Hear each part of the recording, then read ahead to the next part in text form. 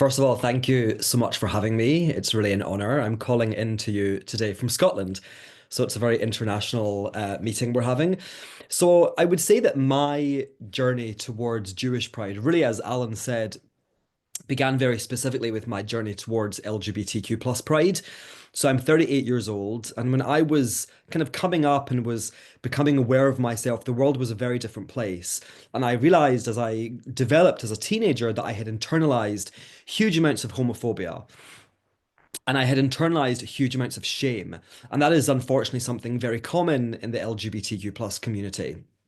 So I had to begin a very long journey towards Jewish pride, sorry, towards LGBTQ plus pride. And that was really a journey. And I think this is the thing that people misunderstand, the idea of you come out and then the next day in a gay context, you're waving a rainbow flag isn't really realistic. There is residue. There's the residue of shame, of trauma that stays inside you, even beyond coming out, even beyond feeling comfortable. And I think that's the complicated thing about identity, and often we think about it in binary terms. We think about it either with regards to pride or shame. And what we must understand is that actually pride and shame can coexist in one person at one time. And there were certainly instances where I felt proud to be a member of the gay community, but also was still dealing with shame because shame is so deep rooted. It's like a tree with roots that kind of reach into every part of you. And as I said, there's enormous residue. And I think even as a 38-year-old man who's been in a relationship for a long time, the residue is still there. And the work required to process it and deal with it is ongoing. So when I was in my 20s, I was working towards my LGBTQ plus pride. And honestly, my Jewishness in a way took a back seat. And not that it became less important to me, but it seemed to require less work. I was raised Jewish. I grew up in a very small, very strong, very proud Zionist community in Glasgow, Scotland. So it was a part of my DNA, literally, but it was also part of my makeup and my personality. So it didn't seem to be the priority when I was really focusing and struggling with my sexuality. And also, in all honesty, I was born in 1987, and it is what I would call now the end of this post-Holocaust glow, which maybe kind of an uncomfortable phrase, but there was a period of history. I would argue that Jew hatred did not go away, but rather it went under the surface, and it was certainly not in the mainstream. It was on the fringes, and that's the context in which I grew up in.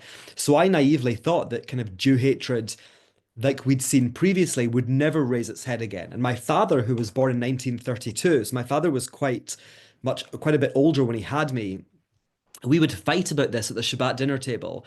He would say to me, the non-Jewish world hates Jews. And I would say, no, Dad, things have changed. And actually, that's the opening of my first book. The non-Jewish world hates Jews. And importantly, he wasn't saying that non-Jewish people hate Jews. What he was talking about was the systems that we live in within the diaspora. So that was the context to which kind of I developed a Jewish identity. So I was doing my work on my LGBTQ plus identity, and that was going, and I felt like I was living in harmony with myself. And then about 2018, the Jeremy Corbyn crisis really kind of took off. And Jeremy Corbyn, for those of you who don't know, excuse me, Jeremy Corbyn was the leader of the Labour Party in the UK. So the British left-wing party, and at that time, the opposition party. And the thing that, I always say to Americans is British politics in general is much farther to the left than American politics. So your Democrats would probably be our Conservative Party. And I don't think you have a Labour Party, maybe Bernie Sanders at different times. But anyway, Corbyn became a leader of the Labour Party. And even before he became leader, because he was voted in by the party members, the Jewish newspaper in Britain, the Jewish Chronicle, which I think is the oldest Jewish newspaper in the world, was asking questions about him, because it was known, he was a member of parliament, his track record was public, his ideas on Israel, his ideas on, you know, Marxism and socialism were very clear. So the Jewish community was concerned, excuse me, even prior to his election. And in a way, he kind of swept to leadership. And it was quite an extraordinary time because for him and his supporters, he arrived in a blaze of glory. And it was like a cult. I don't know if any of you have heard of the the music festival Glastonbury. It's like a huge deal in the UK. I think that he spoke there. I mean, it was really like a cult centered around Corbyn. And very quickly we started to notice his supporters, particularly online and particularly in the Labour Party. We noticed his supporters becoming more overt in their Jew hatred. You know, yes, they were still at that time guising it under anti-Zionism, would say the Zionists control the world as opposed to Jews control the world. But even at that time in the UK, that was still quite an extraordinary thing to hear, even though we've moved past that now. So anyway, at that time in my life, I was living in Hong Kong. I was watching the Corbyn experience, and I was teaching the Holocaust and other kind of Jewish related subjects. And I just couldn't believe what was happening in the UK. I mean, Britain was becoming a country that I didn't recognize.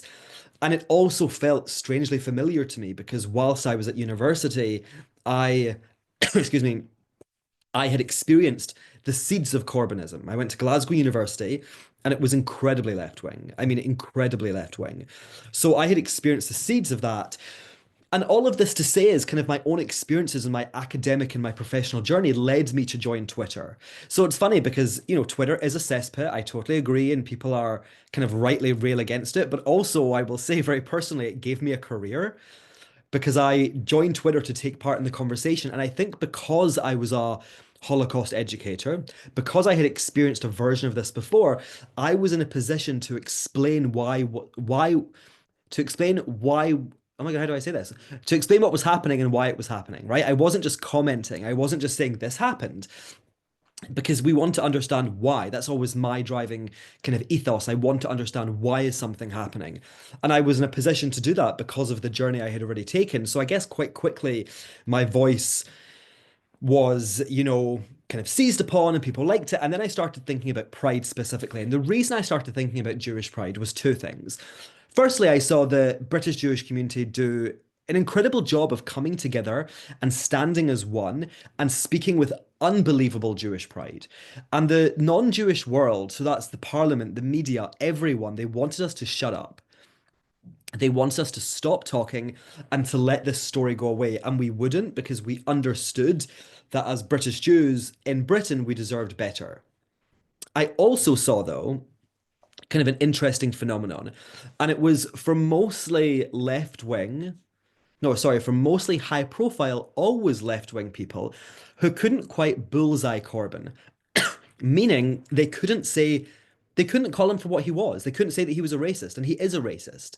He's a left wing racist, but he's still a racist. And they couldn't say that. They would say, well, you know, he's got bad advisors and he's ignorant, both of which are probably true. And he was a racist. So I started thinking about why are they doing this? Why are these Jews acting against their own self-interest? And it led me to reflect on my own journey with gay pride and reflect on the way I used to behave with regards to other LGBTQ plus people. And what I realized is in that moment, and listen, I would love to say it was a light bulb moment and like that was the beginning. It probably wasn't. It was probably a process over time. But what I realized was that Jews deserve a pride movement, and we need a pride movement. We need to be educated, inspired, and empowered in the exact same way, albeit specific to us, that other communities are inspired by their respective pride movement and movements. And obviously it's pride is very closely associated with the LGBTQ plus community, but also we see it within the Asian community, within the Black community, with other Indigenous peoples. So pride is a kind of universal concept, but it wasn't one that we were, excuse me, but we were utilizing. Yes, we were talking about Israel and Zionism, but we were not using specifically the language of pride. And I think it's so important because it gives people language, it gives people an anchor onto which to hang or root their identities. You know, I'm proud, I know who I am. So I started thinking about pride and I started writing a book. And, you know, now it's that was about 5 or 6 years ago, and now I'm kind of amazed by my own chutzpah because I started writing a book with no book deal, which now that would absolutely terrify me. But I was kind of on my way and I was going, and I just was so driven and passionate about this concept of Jewish pride. And I published the first book, and it did very well, and it was partly because it came between two flashpoints. So the first was the summer of 2020 with George Floyd and the Black Lives Matter kind of explosion. And then the next was May 2021 and that war between Israel and Hamas. And because of those instances and kind of the rising levels of Jew hatred at that time, people began asking questions, much as they started to do after October 7th, although probably more intensely after October 7th. But people were asking questions and wanting to understand, why do people hate Jews? What is it about the Jewish people that sets us apart? Who are we? What are we as a people? Are we a religion? And that kind of set in motion the wheels of pride. And I wrote my second book, Reclaiming Our Story, which was about internalized anti-Jewishness, again inspired by my experience with internalized homophobia. And when I realized in writing that book, and it's why your organization and events like this are so important, is that we're not very good as a community, excuse me, at talking about our identity. We'll talk about experiences, and we'll talk about experiences of the Jewish people, of course, pogrom, Shoah, more positive ones like the re-establishment of Israel in 48. But I don't think we're very good at dissecting who we are and how we feel about our Jewishness. And I think probably that's due to, what do they say? It's Pandora's box, right? There's a lot of pain, a lot of trauma that most of us have not dealt with, and it's there sitting in us. So, as either individuals or a collective, there's fear and nervousness about opening this box and kind of then having to have the conversations. And what if we're not able to? And what happens if we just cannot deal with all of that we have to deal with?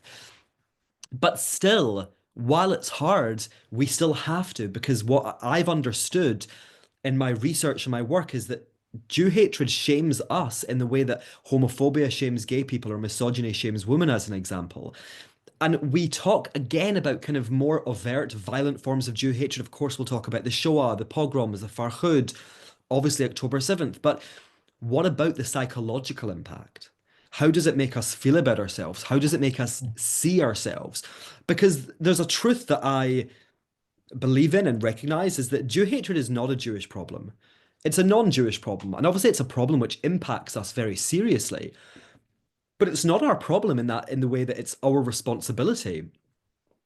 What we have a responsibility to do is to make sure that Jew hatred does not warp us, does not make us contort ourselves. And what we've seen, particularly for the last few hundred years post-Enlightenment, but also at other times in history, is that we've done just that. We have warped and changed ourselves to be accepted. We align ourselves to the goalposts created by the non-Jewish world, and then the goalposts keep changing. And this is the predicament that we find ourselves in. And even if we think about the Shoah took place after the Enlightenment, after the period where Jews were invited to an extent to come into society and we were part of the nation. It happened after that, and that's very telling. And it tells us something about the very deep, deep roots about Jew hatred within the non-Jewish world. And while, of course, we want to keep that at bay and we do want to take part in the fight, I believe our most important work is creating generations of proud Jews. So, what does that mean? What does it mean to be a proud Jew? Well, I have a few tenets, but I'll say very clearly off the bat, it is impossible to be a proud Jew and to be an anti-Zionist. They are antithetical to one another. It's okay to be a proud Jew and to be critical of Bibi or of the government or of the war or whatever. But that is not anti-Zionism. And we have to be very clear about this. We need to reclaim our language, because Zionism is a word that has been stolen from us and now means something entirely different when it's used by non-Jewish people often. But first of all, Israel's at the center. But then the aims, I would say, are to educate, inspire, and empower all Jews. We are part of something truly extraordinary. I was in the Netherlands this week on Monday, Tuesday, and Wednesday, and I was speaking to students in a number of different cities. And I said to them, these events are a miracle. This event right now is a miracle. It's 2025. And here we are, a group of Jews from throughout the world, and we're talking about Jewish identity. Given the kind of track record of our history, this should not have happened. But it is happening. And it's not just because we survived, right? There's that old adage, they tried to kill us, we survived, let's eat. It's not quite true. Yes, they tried to kill us. Yes, we survived, but we survived because we made it so. Our ancestors were rooted to their Jewishness. They had an undying commitment to their Jewishness, and they fought for it. And they fought for it in a number of different ways. Sometimes it was physical, like the Warsaw Ghetto Uprising, or violent, and other times it was spiritual. It was, Moranos in post-Inquisition Spain or Portugal who were keeping their Jewish identity alive, but in secret. That's a form of resistance. So we have to educate, inspire, and empower each other to understand that we're part of something truly extraordinary and that has value. And that value is irrespective of what the non-Jewish world says. And now the three main aims or tenets, I would say, are number one, to enable Jews to reject the shame of Jew hatred. Again, recognizing very fundamentally that Jew hatred, like other forms of oppression and prejudice, shames us. So we have to recognize that, and then we have to build barriers of pride to help us understand that whatever the non-Jewish world may say about us, most importantly, it has nothing to do with our reality. It's not our fault. They don't hate us for rational reasons. They hate us because they believe in almost a mythical boogeyman called the Jew. That's why they hate us. It's not about our actions. Then, secondly, what we have to do, very importantly, is reject non-Jewish definitions of Jewish identity.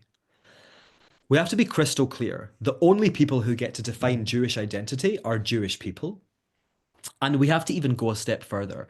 The only people who get to define Jewish identity are Jews, and Jews who have done the work, Jews who are knowledgeable, because it's possible to be a Jewish person and to know nothing, right? We probably know, all of us in this room, people like that.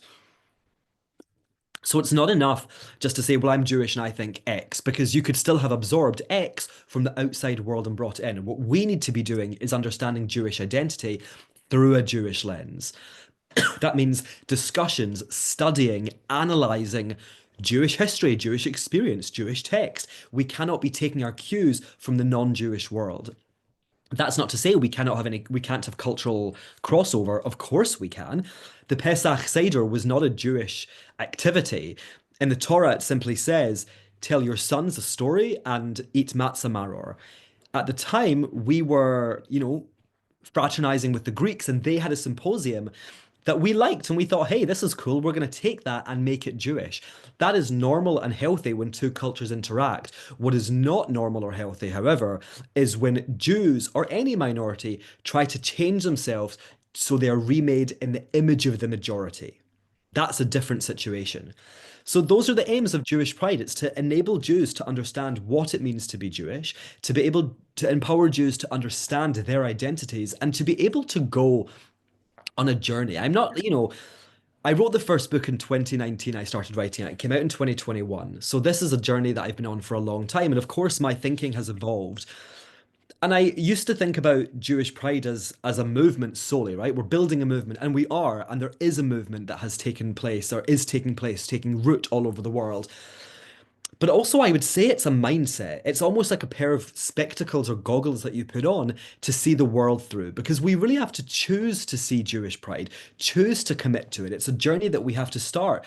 And it is a journey. And it's one I really believe that is without an end. We're here, excuse me, we're here as proud Jews. Each of us are still on our journeys because there's more we can learn. There's a deeper understanding of our identities that we can develop. So this is a journey that each Jew has to be brought along on. And it has to start from when the kids are very young, because when I'm speaking to adults or doing this work, even for teens, what we're doing is an intervention, right? They've already developed in a non-Jewish world often, which has taught them X, Y, or Z about Jewish people. So they have to deprogram that. They have to unlearn it. If we start talking about Jewish pride when they're little kids, we don't have to deprogram them. They don't have to unlearn anything.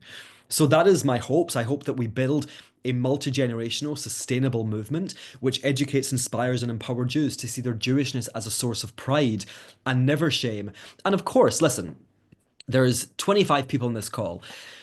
I would presume that most of us are Jews, and there will be many things in this call that we would disagree with, because that's what we love to do as a community, right? We love to debate, we love to argue, and that's fine. So there will be disagreement on X, Y, or Z expression of Jewish life. But most importantly, they are our disagreements to have. They are our debates to have.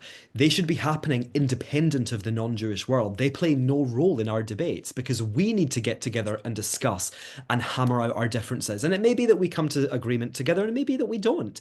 And that's okay. We're a diverse people. We're not a monolith. We don't all have to think alike. But I believe there should be, let's say, boundaries to our views. I always tell people we're a broad synagogue, but that synagogue has walls. And that means there are boundaries, and there's lots of room for different perspectives within the synagogue. But when you stray outside the synagogue, when you step outside, you've stepped outside. And that is my view today on anti-Zionist Jews. They have stepped outside. So as a community, we have a lot to deal with. We have to prevent anti-Zionism in the community, as an example. But the most important work is to develop Jewish pride is to create a movement or build a movement which speaks to every single Jewish person in the world's identity. That they will say, "I'm Jewish and I'm proud of being Jewish." And let me tell you, non-Jewish world, let me tell you, non-Jewish friends, what that means. So that is the movement. That's the kind of initial thoughts. So please, let us continue.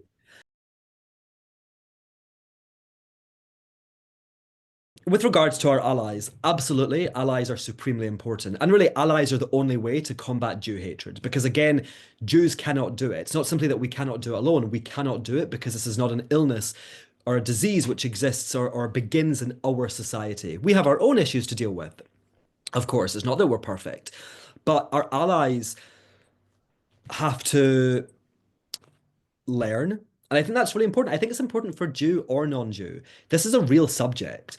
A lot of us assume that just because you're Jewish, you have an understanding. It's not true. And yes, I have met many non-Jewish people who have done the work and who, quite frankly, know much more and who understand this subject much deeper than their Jewish counterparts. So each of us have to go on a learning journey. We have to understand the origins of Jew hatred, how it has manifested, how it has evolved, how it of course manifests today, with specific reference to Israel. This is the age we live in now. You cannot understand Jew hatred without understanding anti-Zionism. I think that it's also really important for our allies to be highlighting and prioritizing the voices of Jews. I know that non-Jews can often have easier conversations with other non-Jews because they're from the same community, just as Jews can sometimes talk to Jews more easily about solving some of our issues. And again, that's why allyship is so important. But even still, what I would hope is that our allies are utilizing the knowledge and the expertise and the perspective and the feelings which come from the Jewish world. Because I always say to my non-Jewish friends and my non-Jewish partner, who are fantastic allies, is don't speak over us, but take the message and take the understanding you've gained through listening to me and talking to me and spread that to other people. So while yes, of course, listen, we each are playing different roles, but if we're talking about fighting Jew hatred, we're a community. Our allies really are at the forefront and they have to deal with it in their community, and we are the ones behind them. We are also fighting, we're helping keep it at bay, and we're educating and inspiring our allies and empowering them also. So allies are absolutely vital. And I'm really pleased that there are non-Jewish people in this audience because it's really important. Often I speak to just Jewish groups and Jewish groups who are, let's say, it's like preaching to the choir. So it's always really important and wonderful that there are allies with us on this journey. With regards to what Jewish pride is not, it is not supremacy. And I think that people who make that accusation honestly are anti-Jewish. It feeds into the tropes about Jewish people and power and control. We are entitled to feel good about ourselves. We're entitled to be proud of ourselves. We're entitled to teach this in our community. And what it is not, most importantly, is a comment on any other community. This is not a comment on the Palestinians, on the non-Jewish world, on the Black community, on the gay community. This is an internal movement. And yes, we have Black Jews and gay Jews and Jews who represent intersectionality, but this is not about other communities. And I'll tell you a very brief anecdote. I was launching my first book in South Africa. And I was doing an event kind of not dissimilar to this, and I had a call with the man who was moderating the conversation before the event. And we had a very intense 2 hour conversation, which is quite rare for that type of communication. And he said to me at one point, he said, Ben, I just think you could have spoken more about Muslims. And I said, well, why would you say that? And he said, well, you speak about gay people and you speak about Black people. I said, let me just stop you. I speak about gay Jews and Black Jews. This is a book about Jews, and in that we have to represent all of our diversity. This is not a book about the Muslim world. This is not a book about Islam. And I have a right as a Jew to tell my own story. I say this, and I know we'll talk about this a little later. I say in the new book about Jewish indigeneity, this is not a comment on the Palestinians. We exist independently. We are allowed to tell our story. So it's not a commentary on any other people. And I think ultimately what it is a movement of empowerment. It's about, and I believe in that movement, there should be boundaries, as I said. I don't believe that every opinion is created equal. I think the Reform movement, as an example, and I say this as a Reform Jew, the Reform movement has a lot to answer for normalizing anti-Zionism within the rabbinate, within Jewish spaces. And we have to have boundaries. But in general, what we need is a movement that teaches us that being Jewish is a positive thing, that empowers Jews to see the beauty in Jewishness. It means not focusing solely on our destruction. And these are, very pertinent and important questions, particularly post October 7th, because we've seen many, many Jews switch on to their identities in response. But the question is, how do we make sure that response, rooted in trauma, rooted in catastrophe, turns into A, something long lasting, but B, turns into something healthy? Because a trauma rooted, sorry, excuse me, an identity rooted in trauma is not healthy. When I used to take trips to Poland to educate about the Holocaust, the nightmare would have been if a kid said to me, "This is why I'm Jewish." It's like, no, you're not Jewish because of the Holocaust. You're Jewish in some ways in spite of it because we see value in what we are and who we are, irrespective of how we're viewed or treated by the world. So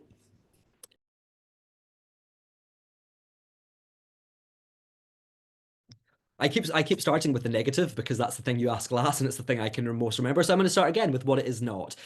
Internalized anti-Jewishness is not a polemic.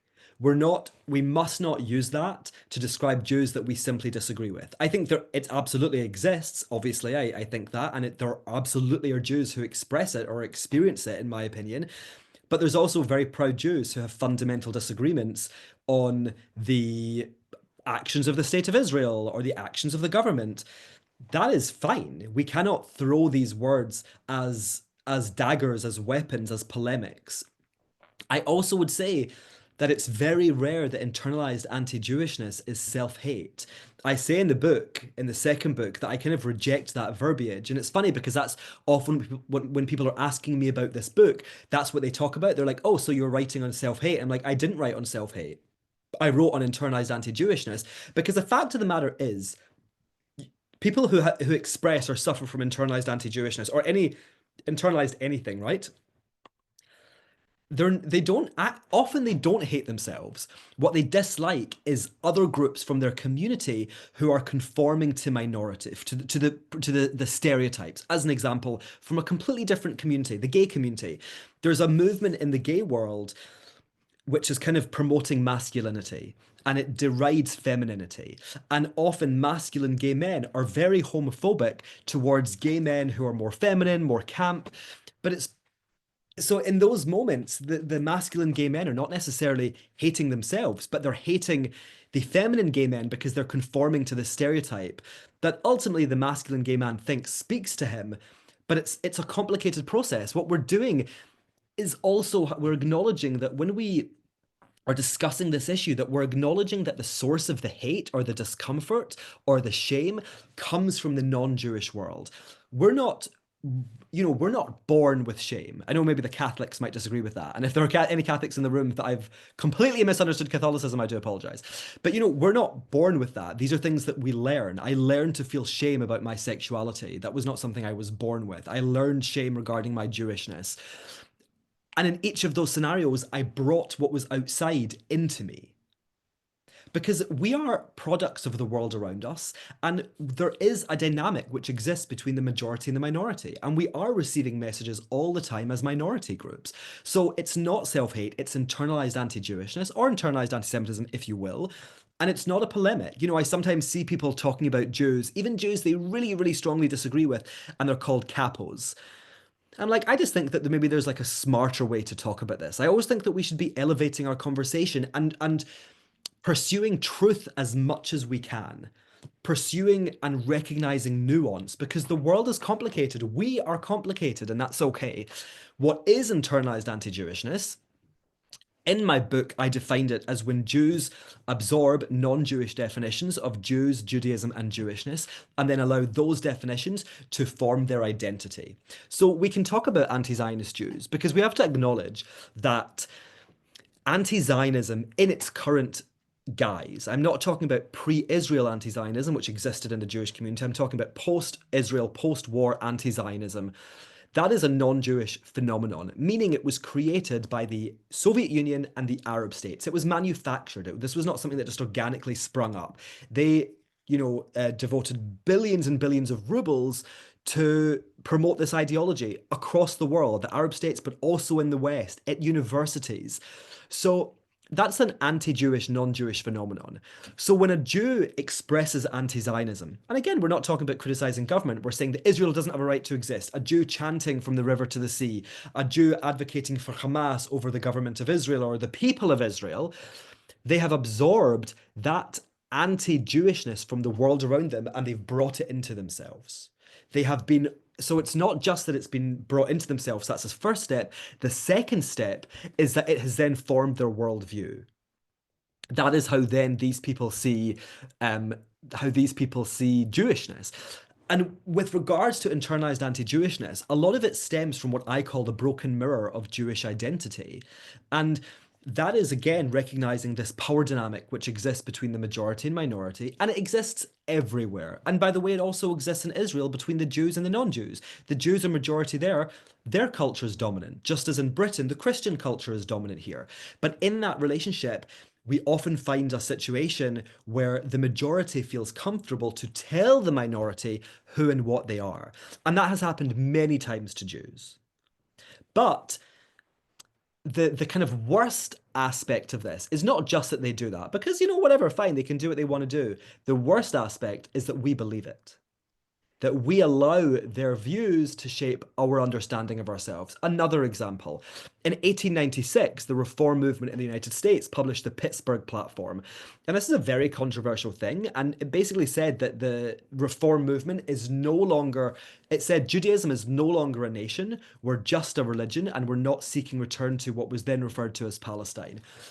So if we take the second part, I find this to be like an enormously callous and cruel document because at that very moment, Jews from all over the world, right? Ethiopian Jews had been trying to go, Yemenite Jews, of course, Ashkenazi Jews, they're going to Israel because they're being murdered in their homes, because they're being persecuted. So privileged Jews in the United States, they felt comfortable to deny Israel as a safe haven because they didn't need it.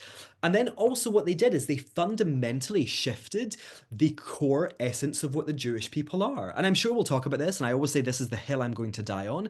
So get ready for us to talk about this a little bit later, a little sneak peek. Jews are not a religion. Judaism is not a religion. We are a people with religion, and that is very different. Christianity is a religion. Islam is a religion. We are a people bound to a specific land with a specific God who is bound to a specific land, and in our civilization, there is religion. Let's think about the ancient Egyptians. And listen, I always say, I've seen The Prince of Egypt, the cartoon. There's a song all about their gods. They have Ra and whoever else. They had gods. They had religion. You would never, in a million years, talk about the ancient Egyptians as a religion. You would say they were a civilization, and part of their civilization, like many civilizations, included religion. That is our context. But this was changed. This was a process that changed over time. We went from an am to a religion, an am being a people. And I talked about this when I was writing the second book, sorry, the third book. And it's like, well, why? Why did we do this change? And it was because of the Christian world. They started referring to us as a religion, and then we picked it up.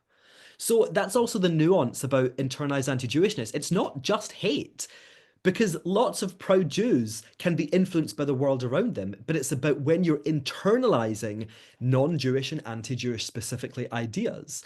And it's incredibly common. And you know, the way I wrote the second book was to chart the history. My historical perspective is bird's eye.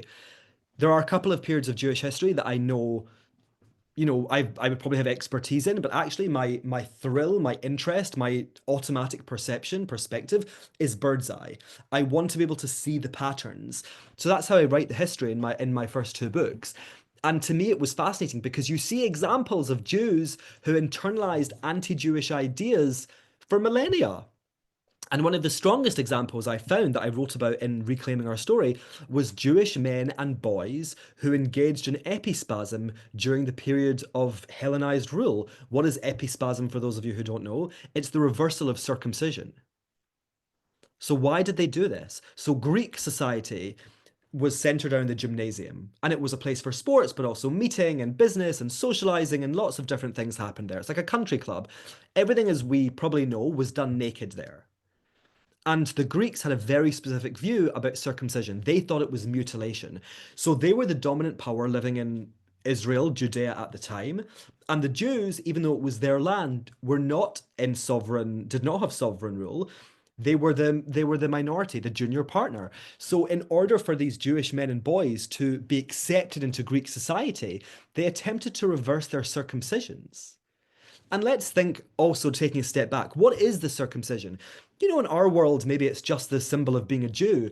Back then, it was very much a covenant from God. I mean, that is what it is, right? Even if you don't acknowledge that. But there was no real notion of secular Jews at that time. It was just different views on how to be Jewish. So these Jewish men and boys were breaking their covenant with God, and they were reversing in this crazily, I mean, I imagine, really crazy, painful procedure with no anesthetic. That's the power of internalized anti-Jewishness. We also have scenarios later of Christians who converted to, sorry, Jews who converted to Christianity. And you're like, okay, so listen, maybe they really love Jesus, whatever. But we see that after they converted, what did they do? They spend their entire life denigrating the Jews. Because what they were trying to do, what this broken mirror of Jewish does, is create good Jew and bad Jew in the non-Jewish kind of framework. So these Jews were converting to Christianity to be the good Jew, because the only good Jew at that period was a Christian. But it wasn't enough. They couldn't just say, you know what, fine, I'm going to say my Hail Marys, this is great, going to church, sorry, I'm not doing kosher anymore. They really spent lives denigrating and demonizing the Jewish community as former Jews, because they were doing that again to win favor. In 1917, there was a movement in the Soviet Union called the Yevsiksia, and it was a movement designed to bring the Jews into the revolution. And what they did was destroy Hebrew. They changed the spelling of Yiddish words. They destroyed the shoresh, the root of some of them being Hebrew. They banned, and later we know there was the banning of Hebrew. There was the banning of all the huge amount of persecution that Jewish people experienced as a nation, because that's how they were legally classed in the Soviet Union. But you had Jews who were engaging actively in the destruction of Jewish culture. And what happened to them? They were executed in the purges, because that's the kind of sad, tragic reality. It doesn't matter how far you kick the ball, the goalposts are being changed constantly. Because really, in the eyes of the Jew hater, and it's not a nice thing to say, but in the eyes of the Jew hater, there is actually no such thing as a good Jew. That's why when the Jews converted, they still had to show all that effort. And I think that what we see is enormous amounts of internalized anti-Jewishness in the United States post-war, in Germany post-Enlightenment, because these were examples of periods when Jews were, when Jews felt accepted, when Jews felt that, Jew hatred was going to, disappear perhaps, and that the boundaries were clear in what Jews had to do. So we see in both scenarios, Jews denigrating Jewishness. We see Jews, denouncing their Jewishness, denouncing other Jews, all in a bid to be accepted. And let's think about, the representation of Jews in Hollywood. So as you can probably tell, I'm from Scotland. And Jews are not represented in British media because there's like five of us. There's like 300,000. We do not play the same role here that American Jews play in American culture. So I used to watch Friends or other shows, and I'd be so excited when, Jewishness and Judaism was referenced. I loved it.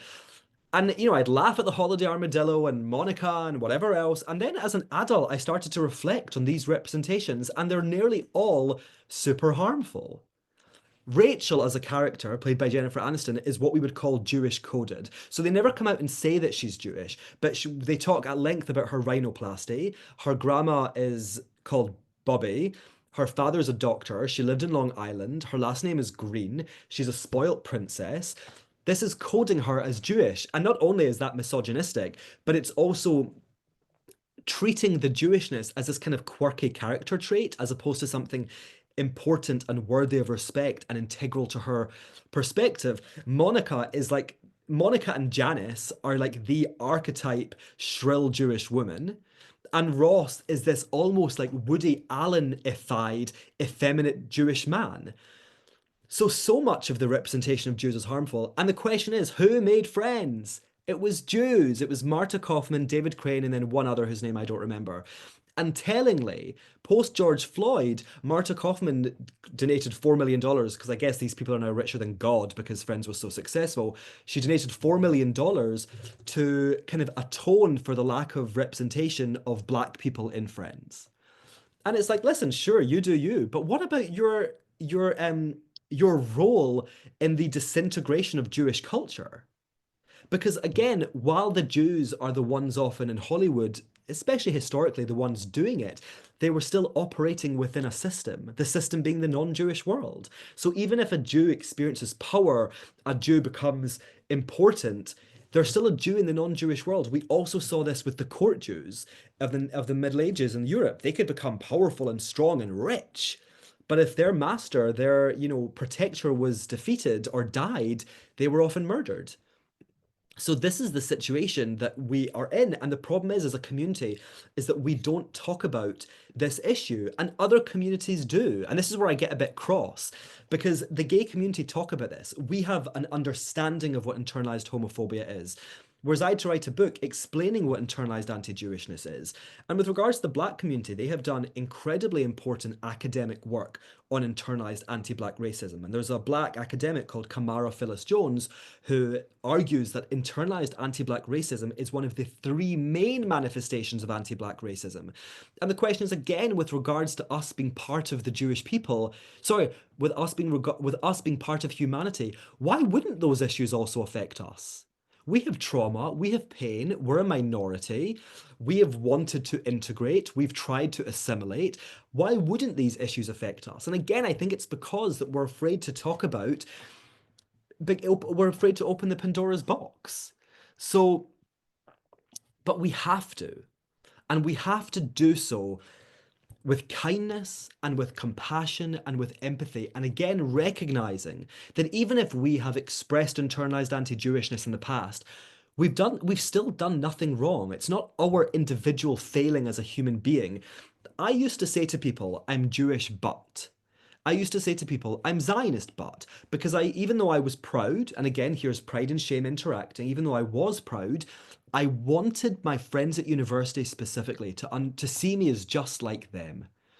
And yeah, I had this kind of quirk, but ultimately I was just like them. And it's actually, no, we're not. We're human beings, of course, but I come from a completely different culture, and that's okay.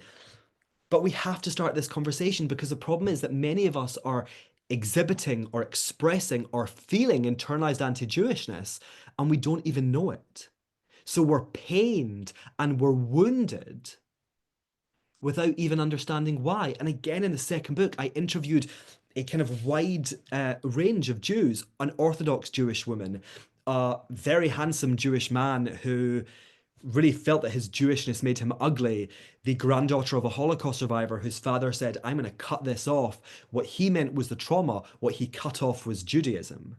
An Orthodox Jewish woman who, when asked if she wears stockings with a seam down the back to show that she's not wearing bare legs, she said, no, I'm not that type of Jew.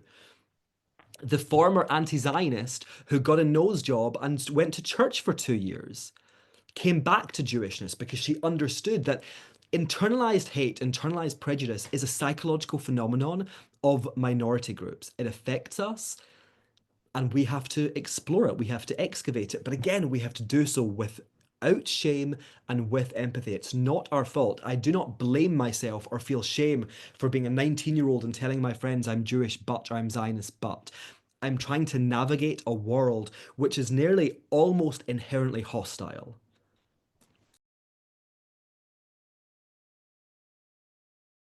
So I think when you're Indigenous, you have a very specific connection to a land. And that's why not every group of people is Indigenous, right? That's why we don't really talk about indigeneity in the UK, in France, as an example. It really exists with a group of people and a very specific land, and it's a deeply emotional relationship. And now, of course, there are other ways to have an emotional relationship with a land, right? People ask me all the time whether I think the Palestinians are indigenous. I always say I don't know. I haven't done the study on them, but even if they're not, that doesn't preclude them from having a connection to the land. It's not mutually exclusive. But the Jewish connection is indigenous. And it's funny because some Jews say to me, I always say that Jews have to define Jewish identity through a Jewish lens. And then they say to me, well, indigeneity is not a Jewish lens. And I say to them, yes, but we're a part of the world, not apart from it. We're human beings. We get to share in the kind of advances in human thought and anthropology, just like any other people. What we see with the United Nations, the United Nations has 7 criteria, and they're used to identify indigeneity. Now, importantly, they're not used to define indigeneity, but rather just identify it, because they acknowledge the diversity of the Indigenous experience, although they acknowledge it in some ways. So they've created 7 criteria, which will serve to identify Indigenous people. And I'll be very honest, there's one, which is number 6, that we're going to toss out immediately. Because just because we're utilizing their ideas doesn't mean that we cannot engage critically. So why are we tossing out number 6? We're tossing out number 6 because it's, and this is me paraphrasing, it argues that to be considered indigenous, a people have to be a minority in their own land. Now let that sink in for a second because that's crazy. So it means that indigenous people are precluded by the United Nations from decolonizing their land. That's absurd. So we can engage and we can recognize the authority, but still engage critically. The other 6, most of them could have been written about us. So as an example, one of them is you have to have a connection to the land, the natural resources and territories. We are connected to the land of Israel. And I think this is what some people don't understand because we're going to make a distinction here between Medinat Yisrael and Eretz Yisrael. Medinat Yisrael is the state of Israel. It is an expression, a manifestation of Jewish sovereignty. It is political. It is not quite the same as Eretz. The land is Eretz Yisrael. As an example, the West Bank or Judea and Samaria, whatever you want to call it, that is the land of Israel. That's the Jewish indigenous land. Does that mean it has to be part of the state of Israel? No, I think that we have to be pragmatic. I don't think that we can be using indigeneity solely to define modern political borders, but we are connected to the land. Jews from Ethiopia, when they arrived in Israel, they kissed the ground, a practice which has been done by Jews for thousands of years. We have Peah, we have gleaning, we have laws specifically about the land, we have Tu B'Shvat. All of our festivals are rooted in the land. Rosh Hashanah was the agricultural new year. We have Pesach, Shavuot, Sukkot, all harvest festivals. Everything is about the land itself, the territories, the cities. We have 4 holy cities. We have Hebron, hi doggy. We have Sfat. We have Hebron, Sfat. We have Hebron, Sfat, Jerusalem, and now the fourth escapes me. I'm going to say Beersheba. Is that right? Is it Beersheba? Someone can comment in the chat. It is. It is nodding. We have holy cities, right? The land is integral. So that's that one. The other one is from a cultural perspective, a community has to have a consistent language, culture, and belief system. Language. Okay, what's the language? Shalom. It's Hebrew. It's not Yiddish, it's not Ladino, it's Hebrew. And Hebrew was never a dead language. It was the lingua franca of the Jewish people who used it to communicate even when they lived in different parts of Europe, different parts of the world, because they learned Hebrew. And the reason that Ivrit, Hebrew, was chosen is because that's the language. Yiddish was spoken by more people at the time, but the language of the Jews is Hebrew. We'll skip culture because we'll go back to that. But belief, what are the central Jewish beliefs? Well, one is now that there's one God. Shema Yisrael Adonai Elchenu Adonai Echad. Hear, O Israel, the Lord our God, the Lord is one. That is the central Jewish belief. But also another one that I wrote about in the book is the idea, the belief that God promised us the land of Israel. And it's funny because I've traditionally been identified as a secular Jew, although I honestly really hate that term for Jews, and maybe we'll get to that a bit later. But I'm not saying that I believe that God gave us the land. But you cannot set aside the fact that Jews as a collective believe that God gave us the land, right? We have to be able to separate ourselves from Ben the individual and Ben as part of the Jewish people. I know that we're not meant to eat cheeseburgers. I love a cheeseburger. But the Jewish people, as a rule, do not eat cheeseburgers, even if most of us or many of us do. So it's still incredibly important and actually further emphasizes the indigeneity because we have an explanation to how the land came to be ours. We didn't just happen upon it. As Carolyn referenced earlier, the Torah says it was promised. The land was given, gifted, promised to the Jewish people. And in culture, in the book, I chose circumcision and the mikvah because circumcision, you guys are in America. many more men in the United States are circumcised than in Europe. In Europe, it is very unusual, but still Jewish men are circumcised because that's what the law is. That's what the practice in the land was. And the other kind of flip side of that is I also looked at the mikvah because ancient mikvot were found in Israel dating 2,100 years. The laws in the Torah don't necessarily mention the word mikvah, but they talk about cleansing yourself. And then today, is the mikvah a dead action? No, it's alive. My best friend's sister-in-law converted a couple of weeks ago and she went to the mikvah. New mikvot have opened up in New York City because this is still an integral part of the lives of Jewish people. We have other examples, and well, let's talk about the first one. The first one is interesting because the first one is beyond number six, the most complicated for us, because it says essentially that a people have to identify as Indigenous at the individual level and then be accepted as a member by the collective. So if we look at the second part first, we have membership criteria. There are two ways to be Jewish. You're born Jewish or you convert. Obviously, with regards to being born Jewish, Orthodox, Reform, Liberal have different views, and even with conversion, there's slightly different views as well. But they're the only two ways to be Jewish. So we have, excuse me, our membership criteria. What about the individual identifying as Indigenous? Well, that's probably not true for Jews. Why? Because this is the first book, the book you were holding in your hand is the first book ever in the history of the world, in English at the very least, which has aimed to prove that the Jews are indigenous. So that's why we don't talk about it, because we haven't spoken about it. But can we prove that individual Jews feel connected to Israel? Absolutely, we can. There have been studies in Britain which tracked uh, traveling to Israel as a vacation destination as an indicator that Jews feel connected. 94% of Jews in Britain have been to Israel. There was another study done in 2023 which kind of asked Jews about where they belong in their identity. Sizable percentages of Jews from Spain, the Netherlands, France, Britain said they feel more connected to Israel than they do to the countries of their birth. Obviously, many said they feel equally connected or more connected to countries of their birth, but still 30% of British Jews feel more connected to Israel. I feel more connected to Israel. So that is a symbol that at the individual level, we still feel connected to this land. The final one is about replicating your kind of historic practices. Let's think about the calendar. Today, I can tell you, because on my phone, today's the 20th of ER.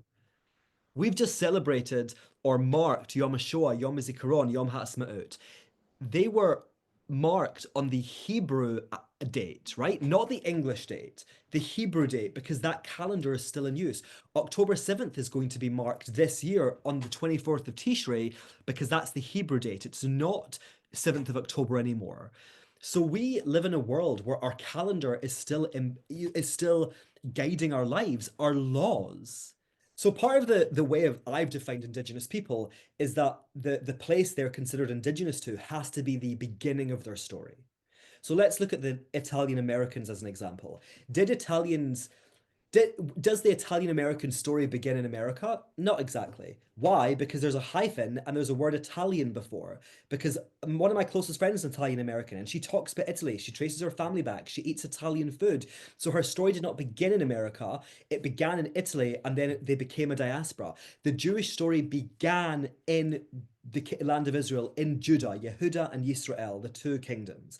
That's where it began. There was no Jewish people before we originated in the land of Canaan, which is the land of Israel. So that's absolutely vital. It's not about, well, Mexican Americans. No, you're not indigenous to the United States. You'd maybe be indigenous to Mexico, right? If that's your heritage. It has to be where the story began, not a chapter of the story, but the story. And the second point, listen, as I said, indigeneity is not the only way to be connected to a land. But it is absolutely vital that we tell the truth. There's a book called 4,000 Years of Palestine. It's not true. It's bad history. It's bad scholarship. It's lies. What is their argument? Their argument is that the Palestinians were the Philistines. That's their argument. It's not true. It's a straw man. It's false. But as we know, the Arab states, the Soviet Union, and now the Palestinian leadership have excelled at marketing this narrative and marketing this story. But it isn't true. And what we have to do to prove it is look at the history, look at the maps. There were Philistines, but they're not the same people. And And even though, yes, the land was renamed Palestine, it doesn't matter what the land was renamed because there was never a distinct, separate, unique group of people called the Palestinians. And my brother and I were discussing this over WhatsApp when my book came out. And he lives in Israel. He served in the IDF for a decade. And he was asking, like many people do, about my thoughts on the Palestinians, about them being indigenous or not. And I said to him, like, listen, I've not done the study. I did the study on the Jews. I've not done it on the Palestinians. But the thing I will say, number one is collective identity matters. There are absolutely individual Arab families who have felt connected to the land of Israel or whatever they called it for hundreds of years, maybe even thousands, right? That's absolutely the case. But the question is, what did they call themselves? They wouldn't have called themselves Palestinians because the Palestinians as a distinct group of people did not exist. And that's not me saying they should not exist now, or they don't exist now, or they don't have a right to statehood if they can get their act together and their leadership stops trying to kill us. But we have to tell the truth. They would not have referred to themselves as Palestinians. They would have been Arabs. And it's fascinating because in the mandate, so between about 1921 and 1948, we have the British Mandate of Palestine. Who were the Palestinians in that context? They were the Jews. Golda Meir was a Palestinian. And there is this British-based artist who takes stamps from all over the world and creates a piece of art about them. And I bought a one from South Africa, and they have one in Israel, so I want to get it. And there's one on Palestine, so I was looking at it, and I was like, so it has a picture of the Golden Dome, and then it has Arabic, and then I was like, oh, that's Hebrew, and it says Palestina in Hebrew. And then what two letters does it have? It has Aleph Yud for Eretz Yisrael. That was not made by Arab Palestinians. That was made by Jewish Palestinians because that's the mark on the coins, on the football strips. The Palestine football team were Jews. The Jerusalem Post used to be called the Palestine Post. The invention of the Palestinian people, and they are an invention, and again, it doesn't diminish their existence now, but they're an invention. I think that is safe to say historically. They have to tell the truth. And that's part of the massive problem is that we can't even begin to address, we cannot even begin to analyze or explore their connection to the land or their identity because their official narrative as propagated by the government and also the UN and everyone else is based on lies. You have to be a collective. How can you possibly be Indigenous if there's no collective identity?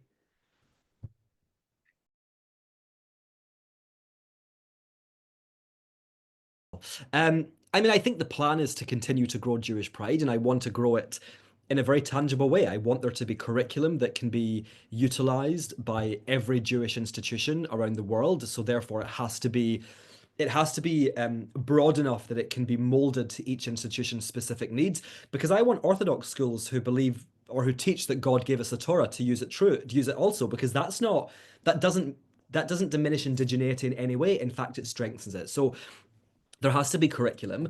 We also have to be creating, I think that this conversation has been really important for highlighting the importance of psychology. We need to, be injecting, hopefully with formal therapy, but injecting these ideas and practices into our discussions. People say to me that my work is very psychological, but it's just because I've had a lot of trauma and had to go through a lot of stuff. So I've had to do the work by myself, and that's what I'm putting into the books.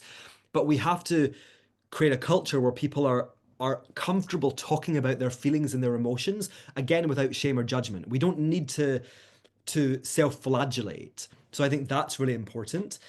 And I think, we have to be putting resources towards this. Like, I say this with pride. We're a community with resources. We're a community with skill, clearly. And we have to be supporting ideas which are going to advance our peoplehood.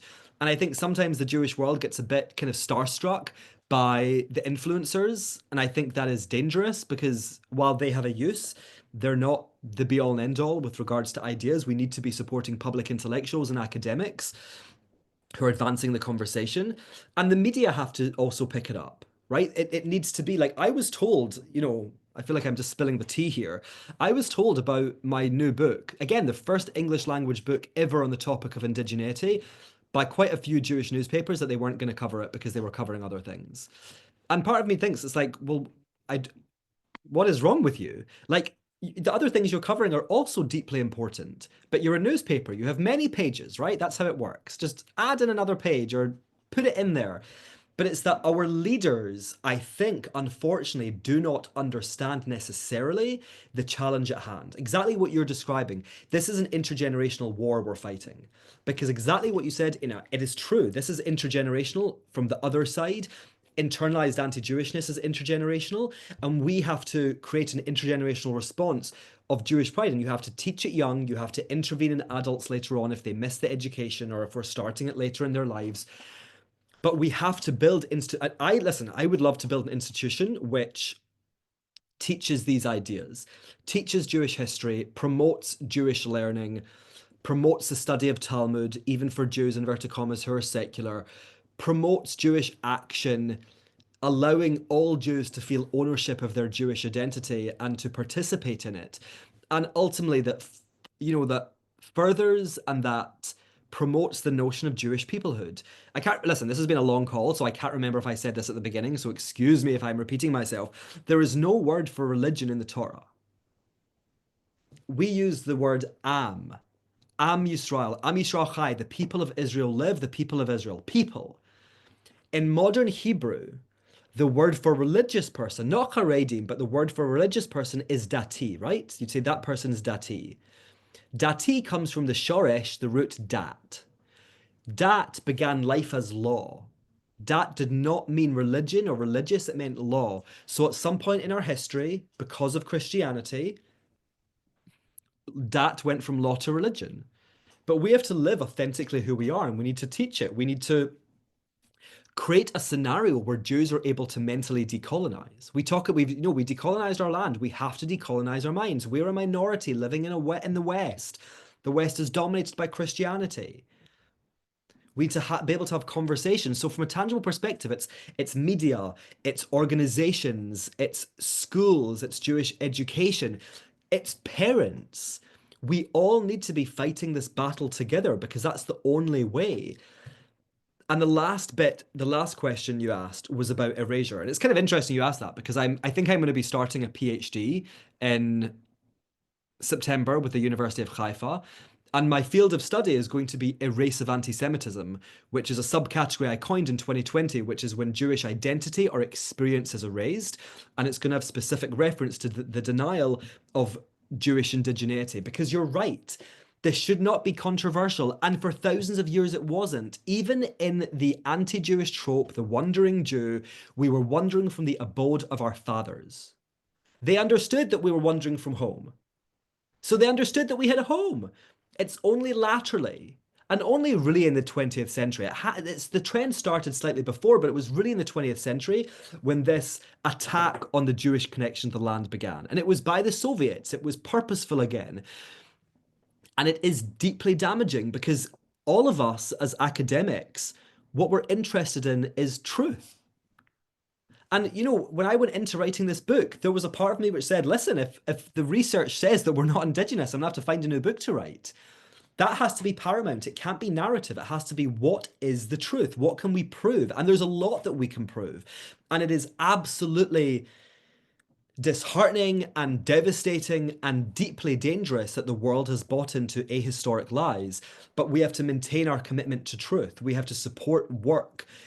This is a bit of a self-plug, I guess. We have to support work which aims to promote truth, that aims to tell the truth and asks difficult questions. I mean, Jewish pride it's not butterflies and rainbows. It's a challenge. We need work. It's work. We've got work to do, internal and as a collective. So we have to do it. But yeah, we cannot control what they do. We're a minority, a teeny tiny little minority, but we can control how they make us feel, but also what our response is. Like, really, I mean, again, it's like my books, of course, I'm going to say this, but like the new book should be in every Jewish bookstore, every Jewish school. It should be mandatory reading because it's important. Like, I spent 2 years of my life writing it. I did that because I believe it's important. It's not just about me, it's about the subject. We are Indigenous, and what I love about this concept of indigeneity is that it gives us language to describe who we are, to tell our non-Jewish friends, this is why we feel so connected. This is why when I see a Jew walking down the street, I say hi or Am Yisrael Chai. It's why I travel to Israel. It's why I gave money after October 7th. Whatever. It helps us understand and then explain it. And we are not a religion. It's full circle now, right? I said that at the beginning. That's not authentic. We have religion. There's absolutely no way to deny that. But we are not a religion. Christianity is a religion. Islam is. We're a people. We are bound to a land. And in that relationship and in our civilization exists religion. And we live in a world, your daughter asked this question, it's about live like we talk about living authentically. We also have to live authentically. We have a right to live authentically. It's not just other minority groups. We have a right to honor who we are because the last thing I will say, and I've gone off on a little bit of a tangent, I guess, is that Judaism does not belong to us. We are caretakers of it for future generations. So the responsibility that each of us have as Jews is enormous. And by the way, bigger than the responsibility that the average gay person has, because most gay people will not have gay kids, statistically speaking. Most Jews will have Jewish kids. So we need to, what are we passing on? So we need to commit ourselves anew to telling the truth, to investigating who we are, and to, as a community, coming together to promote important ideas. And enough of the squabbling and the bickering of that I won't work with this group and that won't be. It's pathetic. Grow up. There's a war. We have to fight it, and we have to fight it with every single tool in our arsenal, our minds, our resources, our army, whatever, our influence, and we shouldn't be afraid of it. And listen, I'm one piece of the puzzle. There's lots of people doing important work about Jewish pride. I wrote the book. I guess I've created the kind of, theoretical framing for it, but we need to be highlighting those voices who are doing important work.